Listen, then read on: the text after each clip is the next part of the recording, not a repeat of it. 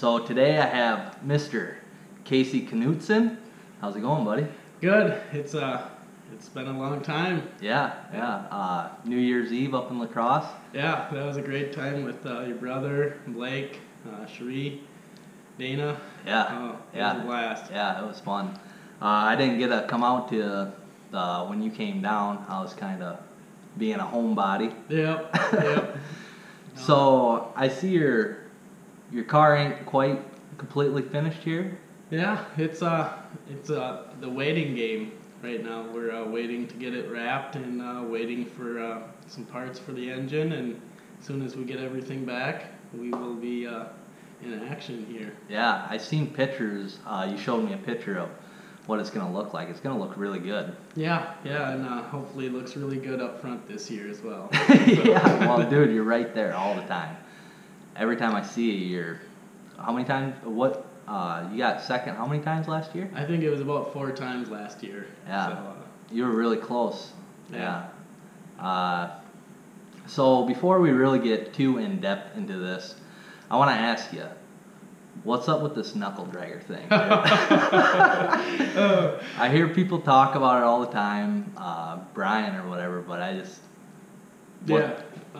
Well, first off, it started with my cousin and I, Taylor, and we always said, don't be a knuckle dragger, as in being a slowpoke. Yeah. Well, now I brought it over to Kyle Anderson and Brian Malstead, and now we put on the back of each other's cars, knuckle dragger, and yeah, it's you guys are anything but knuckle draggers. Yep. And if one beats the other, they are the knuckle dragger for the night. Yeah, you get shit all week or... Yep. Yeah. So you just do not want to be the knuckle dragger. So let's start from the beginning. How'd you get started? I guess my old man has always been a big race fan.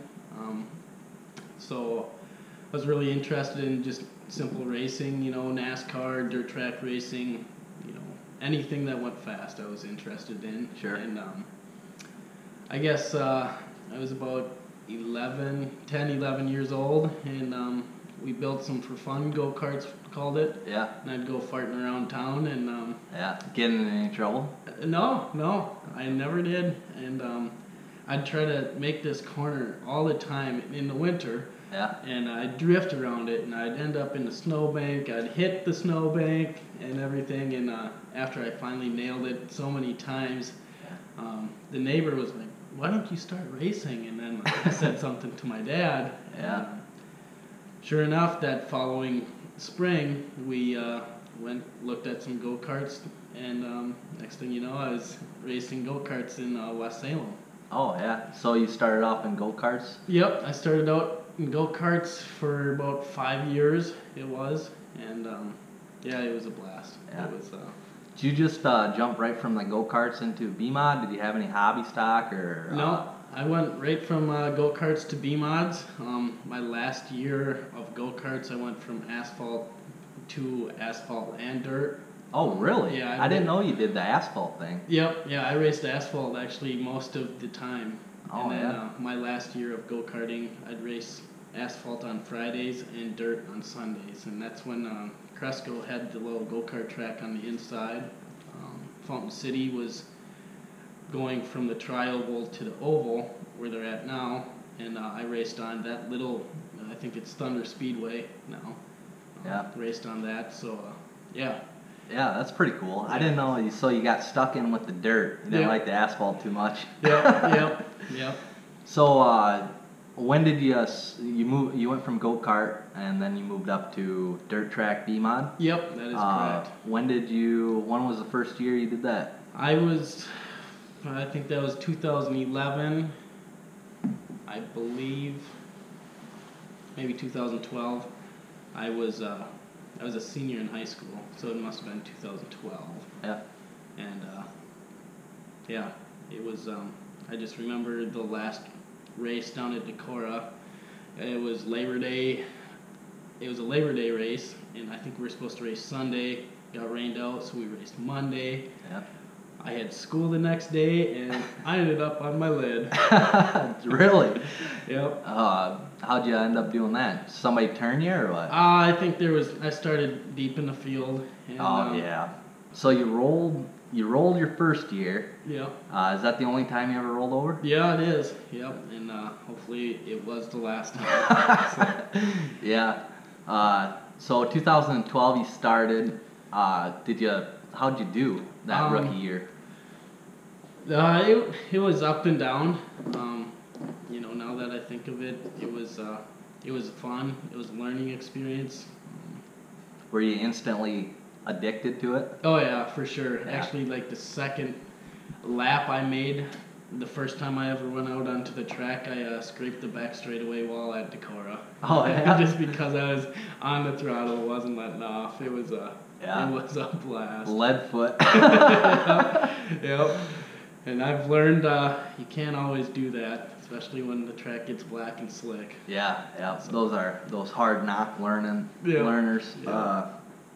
So the next year, after your rookie year, did you take, what did you learn from your rookie year to your second year? Is there anything like driver, being patient, not being so adrenaline ridden? Yeah, I would say a little of all of that. Patience was huge. Right away, didn't have any.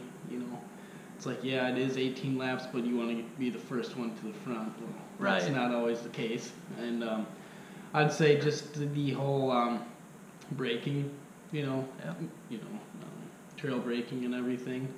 Restarts, I felt like that year I learned a lot on restarts. Now I feel like I'm pretty good. I mean, There's some where I catch myself sleeping on the GoPro, and some where it's like, wow, I nailed that one. You were a senior in high school and you started racing. Then you went on to college. What was that like, racing through college? Oh, it was fun. It was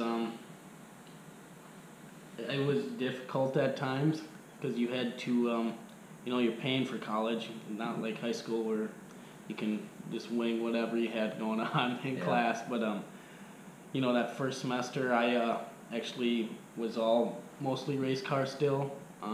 Didn't really try super hard as I should have, and then I sat myself down and was like, this isn't the student I want to be.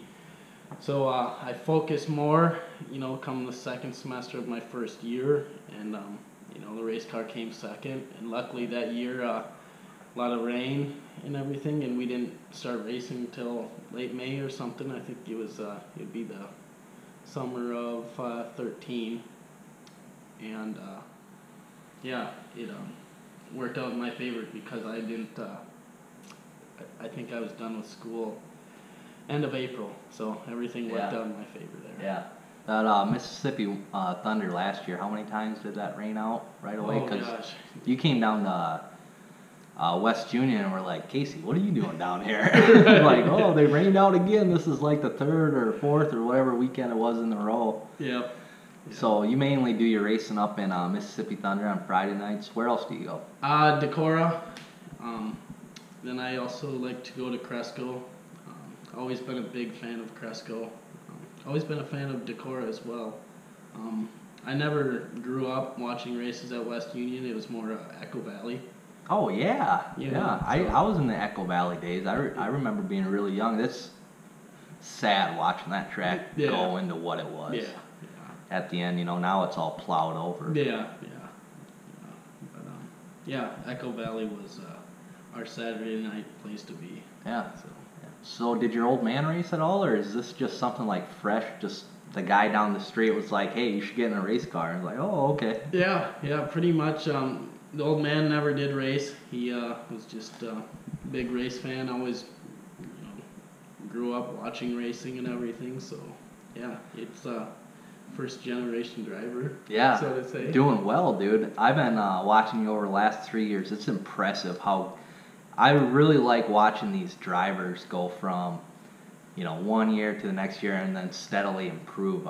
I've missed a couple of times on drivers that I thought was going to be good. Yeah. Like had a really good year, and then the next year it's like they just kind of give up or I don't want to say give up, but they like slow down their progress, and Yeah. people don't really understand how it's all the time. You know, rain, Yeah. snow. It's racing is a 365-day a year hobby, and it takes more than one person to do it. Yeah. And so racing through college. What did you study when you were going through college? Right away, I started with business management, and I wasn't really impressed with it. It was just a huge general thing over literally everything. Yeah. And I was like, this is too broad for me. I want to narrow it down, and I narrowed it down to marketing. Yeah. And, Did you have like a specific type of, like, you wanted to go in something racing related, or were you just looking for a good income, kind of that route? yeah, I always, you know, I guess, I don't know what I really had in mind when Yeah. I picked the marketing. I just, It's felt like crazy. A lot of people are like that. They just, yeah. you know, It was more just I felt like I was good with talking with people, yeah, and yeah, I just thought that was the route I wanted to take, and you know, whether I took racing with it, you know, yeah, it whatever played out was gonna play out. So yeah. So what year did you graduate, and what field did you go into? I graduated. It would have been the spring of 2015. And then what did you choose for a career? What are you doing right now? I work at Fastenal as in their national accounts department as a sourcing specialist. Oh yeah, that's all right. Yeah. And then you were telling me you had a couple of really exciting upcoming job opportunities. Yeah. Yeah, I'm excited to. I've applied for a little higher position than what I currently am at right now. So I don't know. We were talking a little bit about college and this crazy stuff that's going on with Donald Trump and all these kids or whatever. Was there any kind of that, socialism type of craziness going on while you were in college that you've seen too much? Not that I can think of. Not when I was in college. And really, it was the last thing that I was thinking. Yeah. You know, I seeing stuff where what's happening at these colleges, these high schools and stuff. Oh You man. know, I don't know how a person can be a student right now and not be scared. I just don't know where it went wrong. How do you go thinking socialism is a good idea? It's like, hasn't nobody ever read a history book? You know, Right. just go look at Russia, or Oh, yeah. you know, everybody wants to call everybody a Nazi.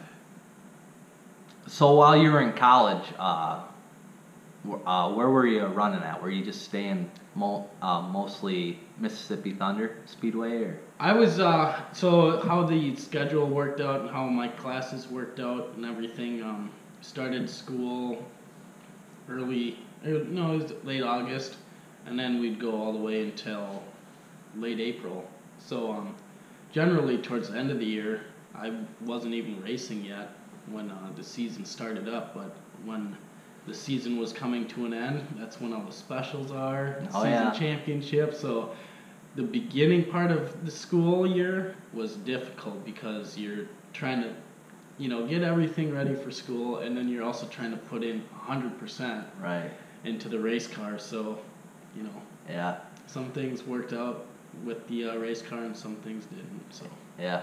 What are your stats on your racing career? Any specific wins? How many feature wins do you have? feature wins that I have, I would say I have 6 total. I think 5 are sanctioned. Yeah. The 6th one was a non-qualifier. Yeah. Yeah. Do you focus too much on national points, or do you do track points, or what's kind of the future holding? How do you target? And do you target a track, or do you just go out there and try to target wins? Which everybody's trying to target a win, but Yeah. like the specific strategy you go into a season. Years past, it was more. A couple years ago, I finished 3rd up at Fountain City, and right away we were just up there. Let's have a good solid year. Let's finish in the top 5 in points. And that was the year I got my first win. Yeah. And then I think I went from 5th to 3rd in that night alone. And then I was like, all right, we are staying here, and if we can go for it all, let's finish strong. And finished 3rd there. Lost to, I believe, Parker Hale and Air Cans. Yeah. 2 very great drivers. So, that year we really went for it, and that was 2015. 2016, what happened? Finished 4th, I think, up at Fountain City, and For the special, you finished 4th or track points? Track points. Yeah. Track points, and then Decorah, I think I missed a couple nights. Had a couple weddings. So Yeah. Saturdays are just hard for me for weddings and Yeah. track points and everything. And sometimes you get wrecked up at Fountain City, so Saturdays Yeah. kind of Is it pretty rough up there? It can be. Generally, I would say the past couple of years has been very, very good. You always get that one night where there's big wreck, Yeah. and this year happened to be in it. I seen the car out there in the garage. Yeah. That one was a doozy. Yep. Yeah, that one's done for. So, yeah, I actually had a couple of offers on that one. Really? Yeah. Jesus, that thing's all twisted up and mangled and Yeah. like $200. Well, technically, it's not my car, so I don't have the rights to sell it. So Yeah, it's sitting right there. Yep. How do you go about a week to week? We got into this with Jay a little bit last week, but how do you? So you start off Sunday, after the races in the weekend. How do you go through the week? Do you have any specific set on days that you do, like tires Monday, suspension, or scaling the car, or anything like that? Yeah. So Sunday generally, we wash the car, let it dry. Bring it around. Then we'll get the tires off, wash the tires. Big into pressure washing them off, and then get them back here. Then I'll decide which ones need tire work. So flipping, grooving, siping. Do you do all that yourself? I personally do all the tires myself. I'm kind of anal when it comes to the tires. Tires are really important. Yeah. Jay kind of had it good last week while I was talking. He has a guy that comes and helps him out and does all his tires for him. So that's like a big load off. But there's a lot of time in tires. Oh my gosh, time into tires. If you gotta flip a whole bunch and you gotta mount a whole bunch of new ones, that's where I wish I never got into that, buying new tires and that. But for me, that's just the competitive edge that I feel like I have over others. I mean, there's been times where I've won on some scabby tires, and there's been times where, Tires are so important. I can't stress enough how important tires are. That's probably, it's the only thing that touches the track. Right. Everything else doesn't touch the track. And if you can't get your setup down to the track, it don't matter how your setup or what kind of motor you got in it or anything like that. So you do your tires, and then what? I don't know why. Is there something on my face or what? I don't know why. Tires it's just stupid how much time I put into tires. Dude, it's retarded. I watched Brian all week. It's like, when I ran the hobby stock, I was like, dude, this is like, sometimes I didn't even grind the tires. Yeah. It was just like, and then to watch him do it for fucking 2 days is like, dude. Oh yeah, it's stupid. So there's a lot of time being spent grooving, siping, and So Monday you do tires, and what do you do after that? You for sure, you get the car home, you wash everything, you get the tires going on, and then what? Just kind of look over everything, make sure new if the panels need to be banged out, if I don't know if there's a problem that's going on, if there's a slight miss or Setups off a little bit. Yeah. How many times do you guys throw the car on the scale? I actually just bought a used set of scales for the first time last year. So you've been driving a car without scaling it? There was a couple of years, I think 2016, maybe, yeah, it had been 2016. Didn't scale the car once. Really? Yeah. I know people that live and die by that scale, Oh, yeah. especially with the B-mods. All the angles got to be like, well, this is where it was, Yeah. whatever, and then the weight's off, and it's like, well, how can the weight be like this? It was like that last week.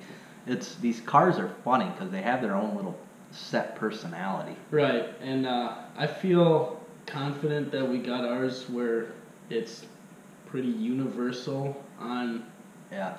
most tracks, and I don't care what the scales say from one week to the next. If nothing changed, or if we didn't change anything, the numbers don't lie, but also how you did that week or how it felt that night. Yeah. That also doesn't lie either. So. Right. And there's 20 different ways to skin a cat when it comes to racing here. I mean, some people live and die by the scale. Some people, you're not the first person that I've talked to that don't use the scales all the time. Right. So it's, and obviously you're doing good. Yeah. So it's like, and I feel like the people that have them on the scales every week, they're the ones that are probably trying too much. Yeah. Yeah. And, just. There is a point where you can get too addicted to this sport. Right. And so. Yeah. When it stops being fun, that's probably the time to just like really sit back and be like, hey, what's going on here? Right. Or if you can't pay your bills, because let's talk a little bit about the expense on your end. Yeah. So I'm sure a bunch of money comes out of your pocket. Your dad helps out, I'm guessing. Yep. Yeah. He, with the truck, the trailer, that's all his. Fuel to go down to the track. That's all on him, and I really appreciate it. I wouldn't be here without him. But as far as the cost of the car, the cost to maintain it and everything, the cost of tires, whatever, that's all coming out of, my little wallet. Yeah, so. Yeah. It sure makes it pretty thin. Yeah, it does. It does. So we didn't get into this last time. I really wanted to get into it, and we didn't get to a point to get into it. So these B-mods especially, stock car, fender cars, stock cars, and hobby stocks are a little different. They're a little more solid. But B-mods are like really, the bars are really light, or light metal material. Mm-hmm. So if you even touch somebody, you have a really good chance of breaking a whole bunch of stuff. Either somebody hits you in the rear end, because these rear ends, they move really easy. That's how they're made, is to move so you can go around the corner. Or the front end is so exposed because there ain't nothing up there. So when you break something or damage something, what's the average money that you're talking about to fix it? Ooh, I would say. Or we could even get into more specific. Say you run into somebody with your front right tire and it does some damage. What's the kind of money you're looking at? Oh gosh. Well, if you tear the whole thing off, I just see $1,000 right there. Honestly, you got the tire, the rim, the lower ball joint, possibly the spindle. You got your shock. I mean, it just everything. Yeah. Brake rotor. I mean, everything. And then you got to have a whole day where you're breaking it down and then putting it back up and making sure it's straight. Right. Yeah. It's I would easily say $1,000. Yeah. It's been a while since I've done that, but knock on wood. Yeah. Hopefully the season goes good. You might have just jinxed yourself. Right. Yeah. Yeah. But Well, let's talk about, you got that big trophy behind you there. Yeah. Over your right shoulder. Let's talk about that. What is that? How did you get it? And what's it mean to you? All right, I got that 2016 at the River City Rumble. Where's that at? Up at Fountain City, Wisconsin. That it was the first time I I won the fall festival as a special in 2015. Never thought of winning a special ever, so winning that was just awesome. Yeah, when you're winning a special, it's not like a normal race. Right. The big guys are there. Right. You know, all the fast guys are coming for the money. Yeah. Yeah. So I think my stats for wins or whatever, I think I have 3 special wins and 3 just regular wins. Yeah, so, that's impressive for not a very winning. Yeah, for racing. You know, Yeah. you only got how many years on your belt? You already got 3 special wins. Yeah. It's pretty impressive. Yeah. So next on the bucket list is an Ironman. Oh yeah. I want one of those cardboard checks sitting behind me the next time we talk. But yeah, this River City Rumble trophy means a lot to me. This hat is actually from there.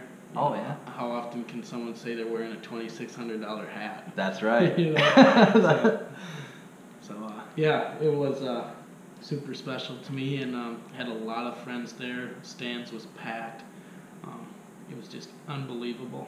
Yeah. So during the night, do you change much on the car, like during intermission, or do you have like a set little change that you do in between the track? Because we know that the track is completely different from the heat race to the feature race. Is there anything specific that you have to like a bar movement preference, or how do you go about that? Do you just keep the car the same?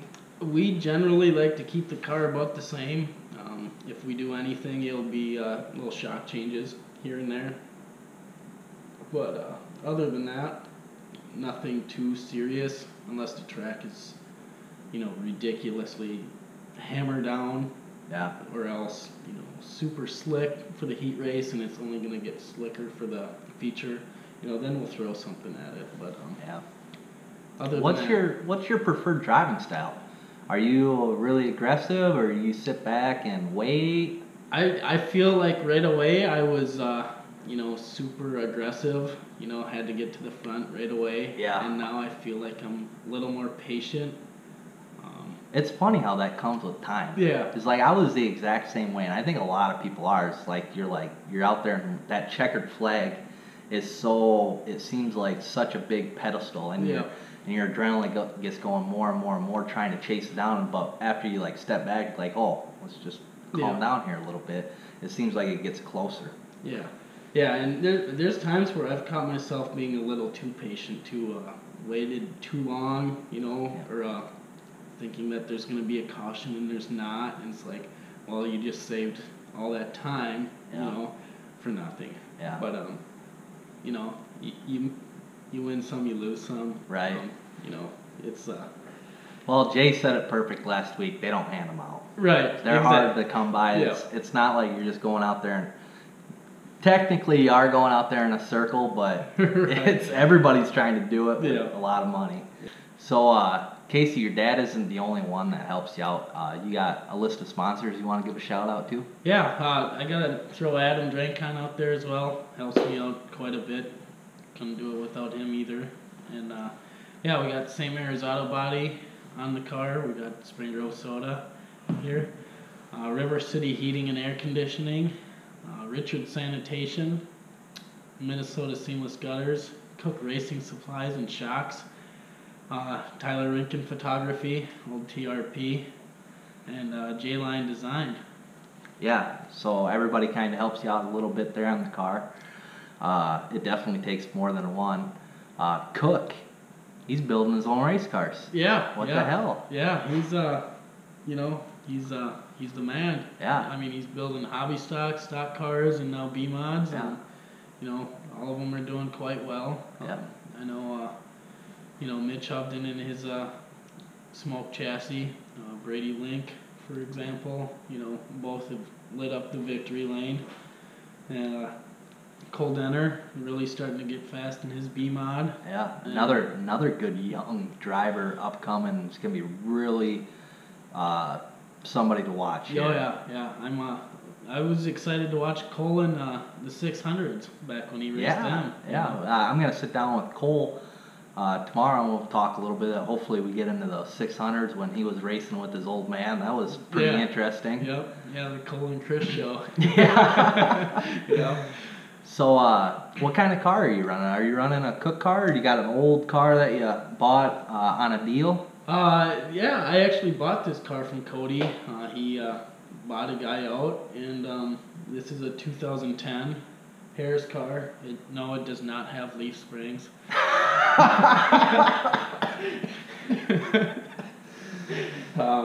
Duly noted. If you don't know the leaf spring thing, watch Timmy Hines. Now, yeah, it's a 2010 Harris chassis, and we got a old Ford motor. Yeah, you're running the Ford? What cubes are you running? It's a 351 Windsor, and it's fast. You know, spanks some of the Chevys sometimes. Uh-oh. So, getting into the drivetrain a little bit without, talking too much about what you got going on here.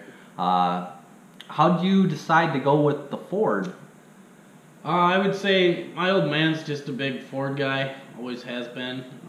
He feels like he has a lot more knowledge on the Ford than a Chevy. Yeah, the Chevy parts are easily, available and everything, but these Fords, there's still stuff around.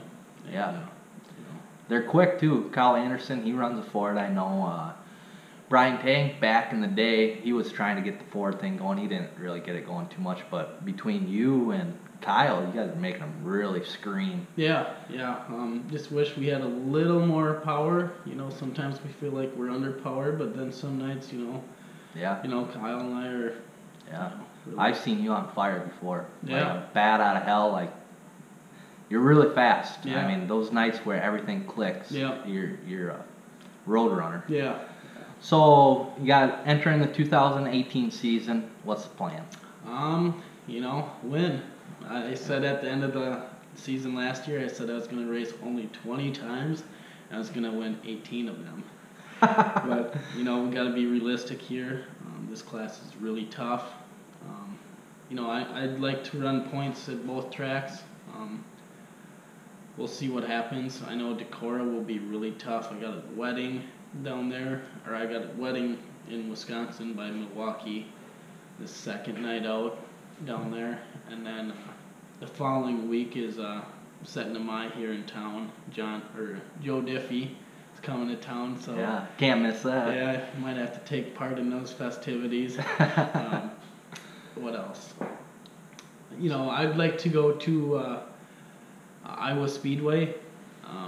There is one night where I think we race Saturday and they race down there on a Sunday, so I could still hit that up. But gonna try to run as much as we can, and as long as everything still stays straight, and the goal is to we're putting some money in places where it should have been a while ago, and really excited for this year. Yeah. So are you going after? Well, you're going after points in Mississippi and Upper Iowa. That's where people can find you on Friday and Saturday nights.